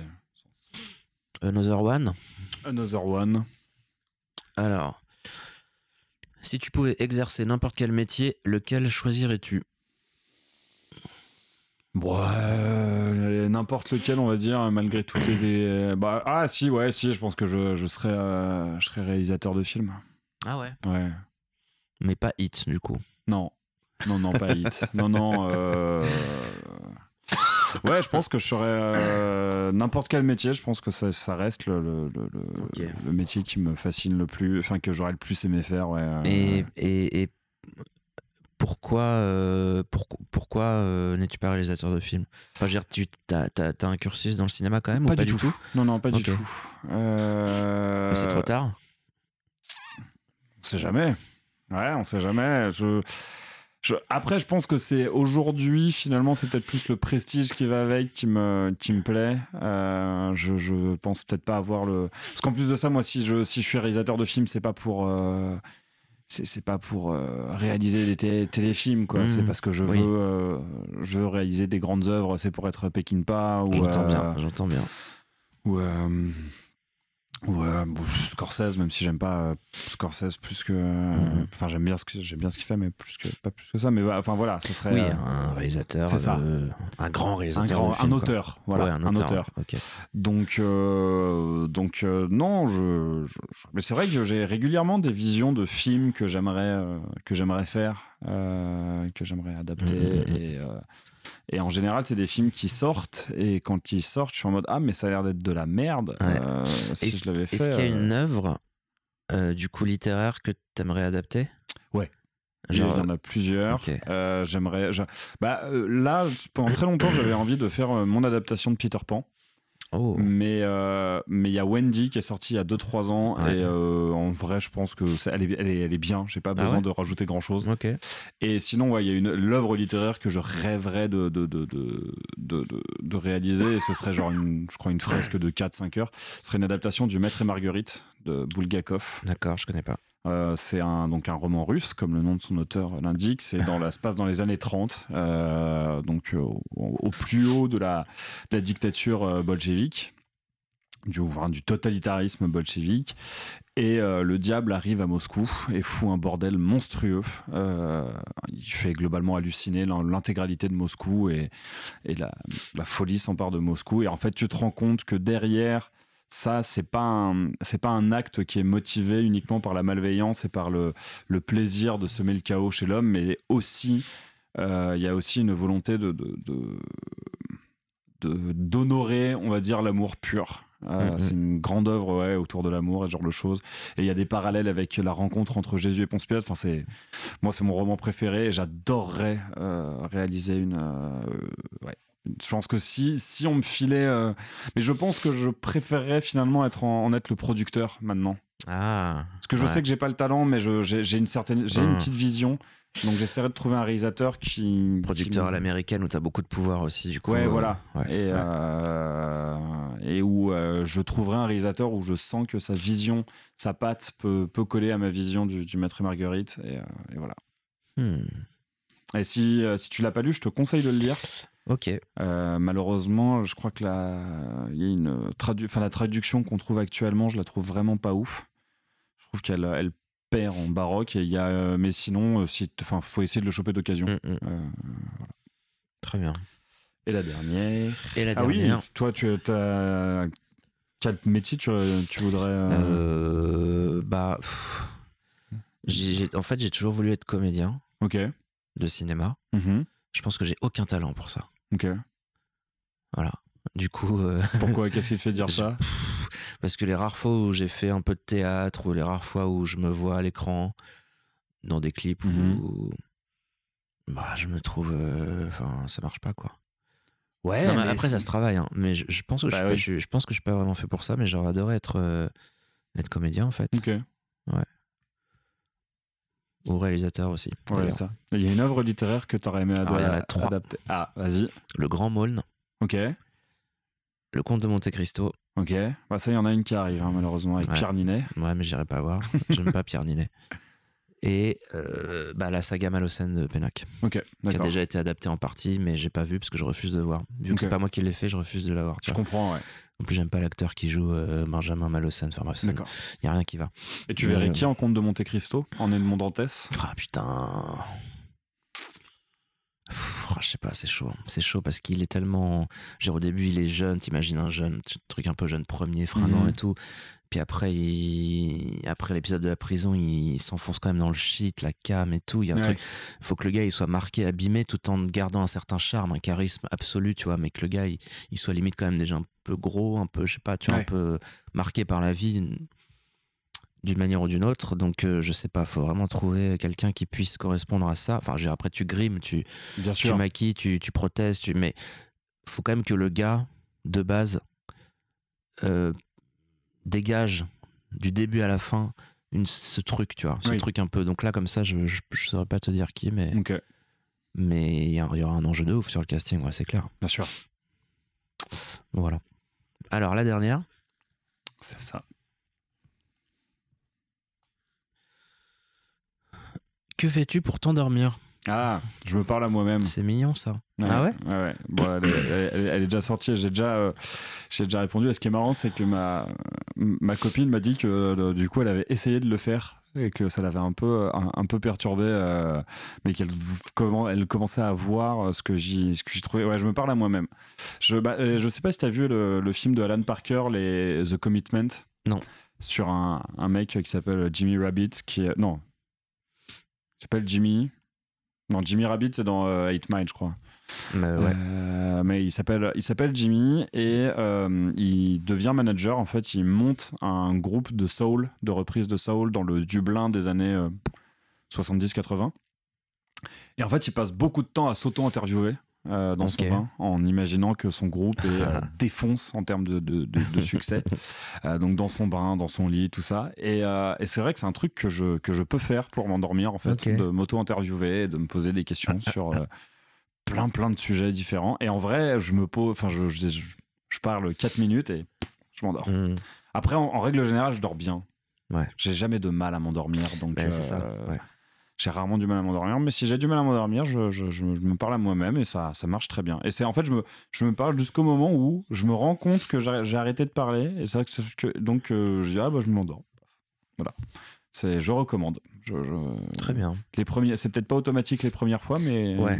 Le risque de se parler à soi-même, c'est que ça t'emmène tellement loin que ça te réveille et t'es là, tu te tapes des tripes de fou en mode autopsychanalyse. C'est vrai. Puis en plus, moi, je le fais à voix haute, donc ça demande. Comment ça, tu le fais à voix haute? Je parle. Sérieux? Ah ouais. Tu vis seul? Oui. Enfin, je vis en colocation, donc je dors seul. Tu dors seul. Je dors seul, ouais. Ah, oui. Mais comment tu vas faire le jour où tu ne dormiras plus seul? Si c'est ton souhait, parce que peut-être que c'est pas ton souhait. Après tout. C'est pas forcément. Il n'y a pas d'obligation. C'est pas forcément mon souhait. Je pense que je pense que le jour où j'emménagerai avec une personne avec qui je vivrai, où on sera en couple, on cherchera quand même un lieu où chacun peut avoir sa chambre. Ah ouais? Ouais. Okay. J'ai des potes autour de moi qui font ça et je trouve que c'est vraiment ça a l'air de vraiment bien marcher et moi ça me correspondrait vraiment bien. Des fois t'as envie de dormir seul, t'as envie de te faire un film seul et de t'endormir seul et c'est tranquille, tu vois, il y a pas de malaise et je sais que ma copine est assez alignée là-dessus, donc pour l'instant bon, très bien.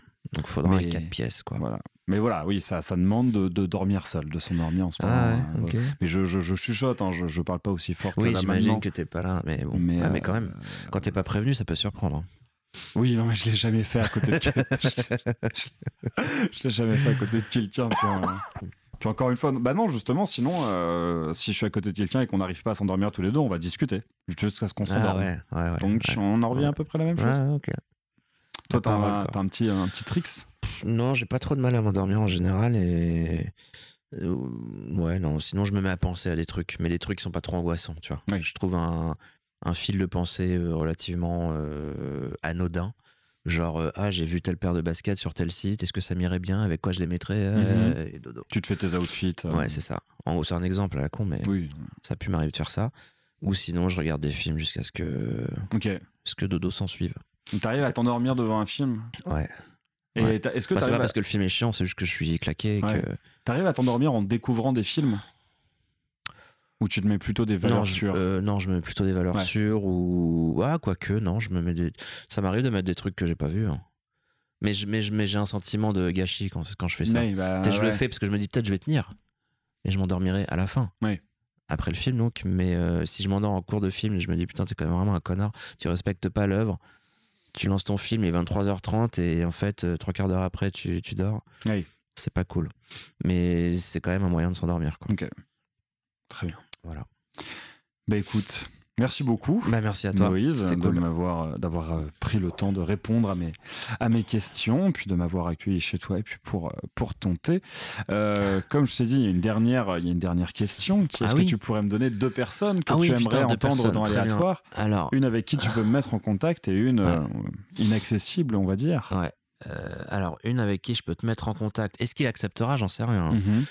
Mais parce que c'est quelqu'un dont je suis proche et que j'aime beaucoup et je pense qu'il a plein de choses intéressantes à dire. Il s'appelle Benjamin Faux. Il est entre autres journaliste spécialisé série pour Le Point Pop. Il a écrit pour d'autres médias, il a écrit pour Le Monde des Livres aussi, puisqu'il est auteur de bouquins, accessoirement. Il est également auteur d'une somme qui est la première en France à avoir été éditée sur les séries, qui s'appelle le Dictionnaire des séries télévisées. Il y a c'est pas qu'il y a 2 volumes, il y a eu 2 éditions, une édition augmentée, quoi. Donc c'est quelqu'un qui connaît plein de choses et je pense que ça serait marrant de l'entendre répondre à quelques questions.